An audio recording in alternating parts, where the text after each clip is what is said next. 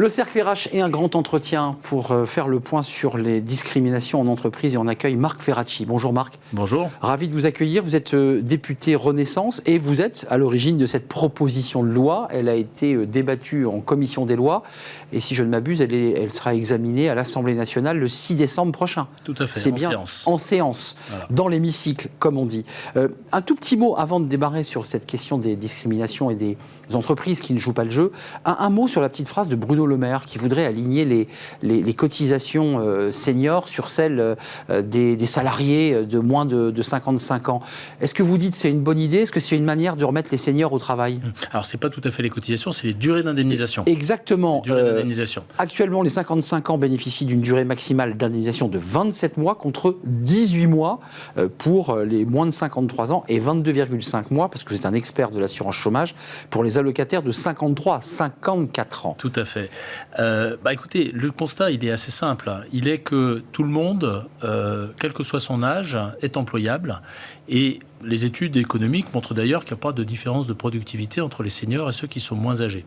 Donc la question de savoir si on indemnise plus longtemps les seniors, je trouve qu'elle se pose. Il y a très peu de pays qui ont des durées d'indemnisation différentes, suivant l'âge. Il y en a quelques-uns, mais ils sont vraiment très peu nombreux. Et il se trouve, et c'est ça le problème qu'a soulevé Bruno Le Maire, que cette durée d'indemnisation plus longue de ce qu'on appelle la filière senior, oui. Donc ces règles un peu différentes pour les plus de 50 et plus de 55 ans, eh bien, elle a abouti à certains dévoiements de la part des employeurs, le plus souvent, qui se sont servis de ces règles plus favorables pour les seniors comme d'un mécanisme de pré-retraite aux frais de l'assurance chômage. Pourquoi ? Parce que quand vous êtes à l'assurance chômage, vous continuez à accumuler des droits pour votre retraite. Et donc, c'est très intéressant, par exemple, quand la rupture conventionnelle a été introduite, c'était en 2008, l'âge légal de départ à la retraite, c'était 60 ans, et vous aviez droit à 3 ans d'indemnisation chômage dans la filière senior. Figurez-vous qu'on a vu tout de suite un pic de rupture conventionnelle à 57 ans, 3 ans avant. Et quand on a décalé l'âge légal jusqu'à 62 ans, le pic il s'est déplacé de 57 à 59 ans. Ça veut dire qu'il y a quand même des comportements un petit peu opportunistes qui utilisent les règles de l'assurance chômage et l'indemnisation pour faire chômage. Le joint avant la retraite. Et donc je trouve qu'il y a une réflexion à avoir. Ensuite, quelles sont les solutions à apporter ? On verra. Et puis c'est un sujet de dialogue et de négociation entre les partenaires sociaux. Mais je trouve que le débat a le mérite d'être posé. Marc Ferracci, revenons d'ailleurs à notre sujet, mais il y a une passerelle assez évidente. On évoque là, les durées d'indemnisation chômage pour les seniors. Parlons de cette loi anti-discrimination. Les seniors sont une catégorie discriminée par les entreprises qui n'embauchent pas forcément un senior de plus de 55 ans. Vous avez raison.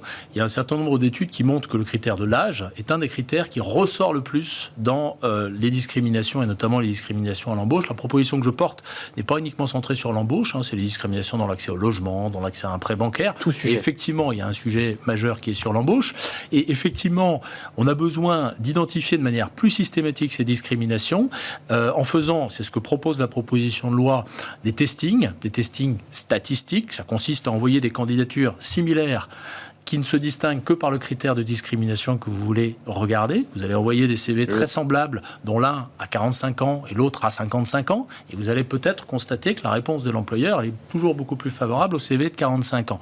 C'est comme ça qu'on identifie les discriminations, et ce que propose la proposition de loi, c'est d'engager d'abord une forme d'accompagnement des entreprises, puisqu'on leur laisse le temps, quelques mois, aux entreprises qui ont été testées positives. Donc vous leur envoyez le résultat, vous leur dites voilà. On leur notifie le résultat, on leur laisse 6 mois pour signer un accord d'entreprise ou définir de manière unilatérale un plan d'action si un accord n'est pas signable. Et au terme de ce processus, on regarde si l'accord ou le plan est pertinent. Et si rien n'a été fait, on publie les résultats et on peut même administrer une amende qui peut atteindre, ça a été renforcé d'ailleurs... De 0,5 à 1%. Tout à fait, c'est passé de 0,5 à 1% de la masse salariale au maximum. Donc l'idée, c'est à la fois de crédibiliser la menace du name and shame, c'est-à-dire la publication des résultats, et éventuellement aussi la menace de l'amende, mais c'est aussi d'engager les entreprises dans un processus de changement de pratique, et c'est ça qui a probablement manqué au testing d'avant. Et pour terminer avec les seniors, le ministre du Travail, Olivier Dussopt, dans le prolongement de la réforme des retraites, a annoncé, en faisant référence à cette cette proposition de loi d'ailleurs, qu'un testing serait lancé dans les toutes prochaines semaines sur les discriminations à l'embauche pour les seniors. Alors, il y a déjà eu des vagues de testing en France et aux États-Unis, des énormes vagues de testing. Concrètement, celui-ci va être piloté comment? Parce que tout ça est très complexe, le testing.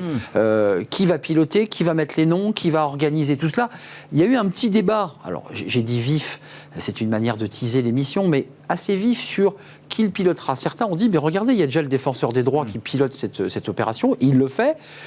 Vous avez été assez cinglant en réponse, vous avez dit oui, il le fait, mais il le fait si peu que ça ne marche pas très bien. Alors, il faut distinguer deux types de testing. Les testings statistiques dont je viens de parler, sur des courriers. Qui sont basés, des courriers ou des candidatures de manière générale pour un logement, pour un emploi, qui sont basés justement sur des candidatures fictives, c'est-à-dire des gens qui ne sont pas des CV, qui ne correspondent pas à des personnes réelles. Parce que ce sont des candidatures fictives, on ne peut pas utiliser les résultats d'un testing statistique dans le cadre d'une action en justice. Bon.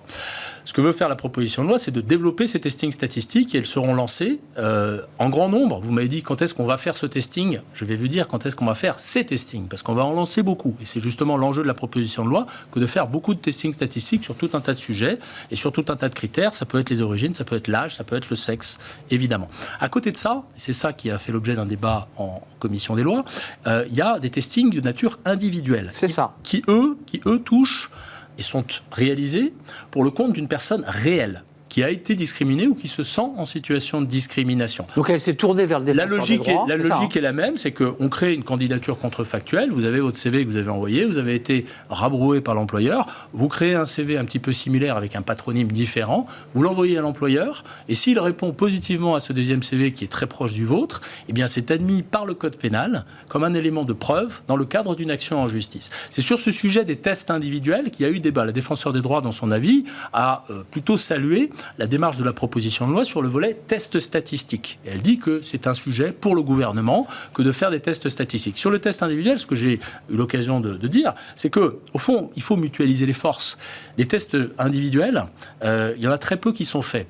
Ça peut être la défenseur des droits, mais j'ai eu l'occasion de lui demander... Pourquoi? Parce que c'est lourd à monter? Parce que c'est lourd, parce que ça réclame une expertise, une ingénierie. Vous savez, l'enjeu, il est assez pointu. Il faut faire un CV qui ne soit pas identique au vôtre, parce que sinon l'employeur va tout de suite le voir. Il faut faire un CV qui soit quand même suffisamment similaire pour être admis par le juge comme un élément de preuve. Parce que s'il est trop différent, évidemment, ça ne vaut pas preuve. Et donc tout ça réclame de l'expérience, ça réclame du temps, ça réclame de l'argent. Et ce que la proposition de loi veut faire, ce n'est pas du tout concurrencer la défenseur des droits, c'est mettre à la disposition de tous les acteurs, ce sont les associations, ce sont les avocats qui agissent pour le compte de personnes physiques. Les partenaires sociaux aussi seront dans une sorte de comité. Alors ça, les partenaires sociaux, ils vont participer à une instance de dialogue. C'est ça. Qui va faire deux choses, très simples, plutôt sur le volet testing statistique, oui. Qui va d'une part discuter de la méthode, parce qu'on a fait des testings dans les dernières années, oui. Qui ont été faits par des chercheurs indépendants, et ce sera toujours le cas, mais parfois ces chercheurs ont des biais. Pas forcément des biais, j'utiliserai pas ce terme qui a une signification très précise d'un point de vue scientifique, mais ils ont par exemple administré les candidatures par des canaux de recrutement qui n'étaient pas ceux utilisés par les entreprises. Ils ont envoyé des candidatures sur LinkedIn alors que l'entreprise ne recrute pas sur LinkedIn. Donc il passait à côté. Et donc, les entreprises, même si ça n'était pas forcément un facteur de biais des résultats, les entreprises ont critiqué la méthode et donc elles ont remis en question les résultats du testing. Donc comme là, elles ont remis en question les résultats du testing, eh bien, elles n'ont pas modifié leur comportement. On veut modifier les comportements, donc on veut dialoguer en amont les employeurs, les représentants des employeurs et les chercheurs, et d'autres parties prenantes, et notamment un représentant du défenseur des droits, sur est-ce qu'on est bien d'accord sur la méthodologie du testing. Pour qu'elle soit validée et exactement, pour que les résultats soient acceptés par tout le monde. Et ensuite, en aval, c'est-à-dire une fois que les tests ont été réalisés, ce comité des parties prenantes dans lequel effectivement siégeront les partenaires sociaux, eh bien, il va simplement porter une appréciation sur la pertinence des plans d'action qui seront mis. Parce que là aussi, dans les dernières années, on a fait des testings, mais derrière, il n'y a pas de suivi. Exact. Derrière, il n'y a pas de suivi et on ne sait pas vraiment dire si les comportements ont changé. Donc, on se dote d'un dispositif plus collégial, parce qu'il faut aussi du dialogue autour de ces enjeux pour acculturer tous les acteurs à la pratique du testing.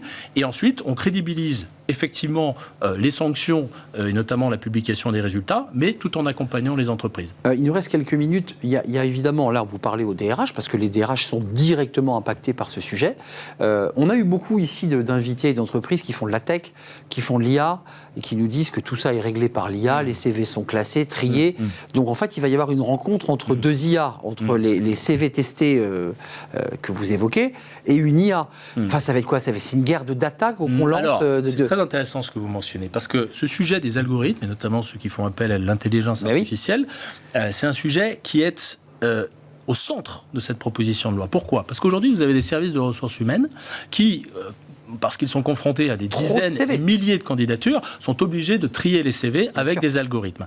Et ce que l'on constate, et ça nous a été confirmé dans le cadre des auditions que nous avons menées en amont de cette proposition de loi, c'est qu'un certain nombre d'algorithmes sont biaisés et vont amener, sans que ça soit voulu, évidemment, mais parce que les lignes de code amènent à ce genre de résultats, à recruter, ou plutôt à octroyer des entretiens d'embauche, plutôt aux CV qui sont à Neuilly qu'aux CV qui sont à Grigny, pour aller vite et pour résumer les choses de manière un peu simple. Parce qu'il y a des discriminations à l'adresse, ça existe beaucoup. Évidemment. L'intérêt du testing, cette méthode consistant à envoyer des candidatures similaires, c'est justement de repérer ce genre de biais. Et ensuite, qu'est-ce qu'on fait? Justement, avec le dispositif que j'évoquais, on dit aux entreprises, écoutez, avant de publier les résultats, on vous invite à rentrer dans votre propre processus de recrutement. Ouvrez le capot. Ouvrez le capot. Ben oui. Faites auditer de manière externe ou interne votre algorithme. Rentrez faites-vous le cas échéant tester à votre sollicitation de manière plus fréquente, formez vos managers en charge du recrutement, allez voir où se trouve le problème. Et donc, il n'y a absolument pas de contradiction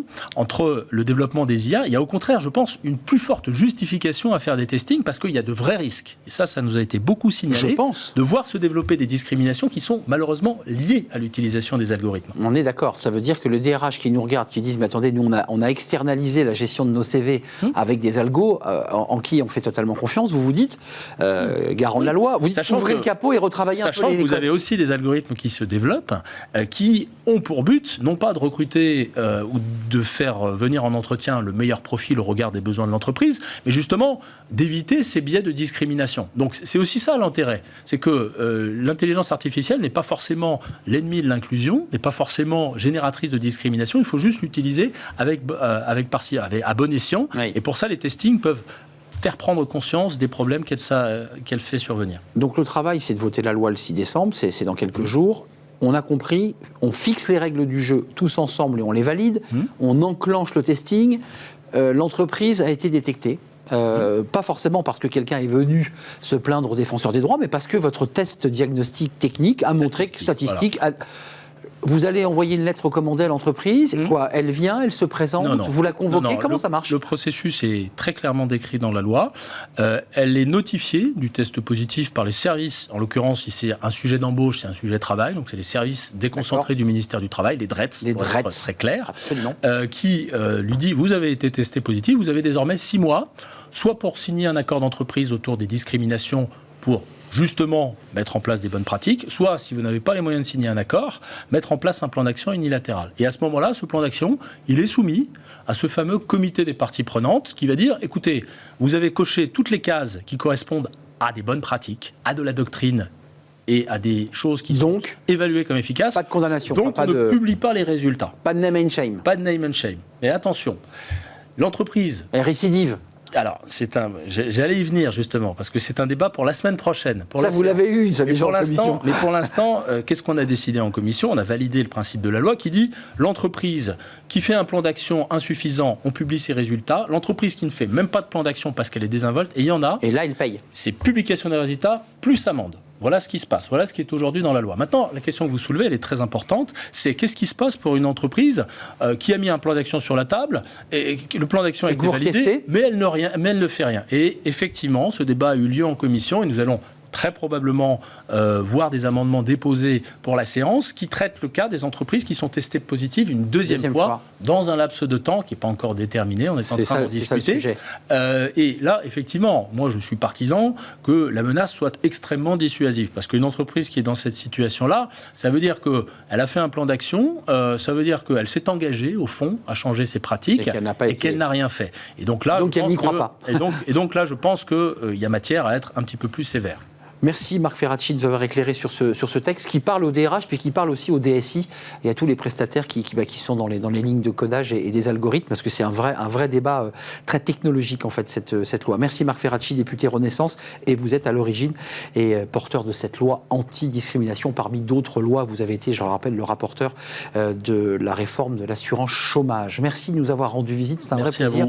On termine notre émission avec Fenêtre sur l'emploi et j'accueille mon invité.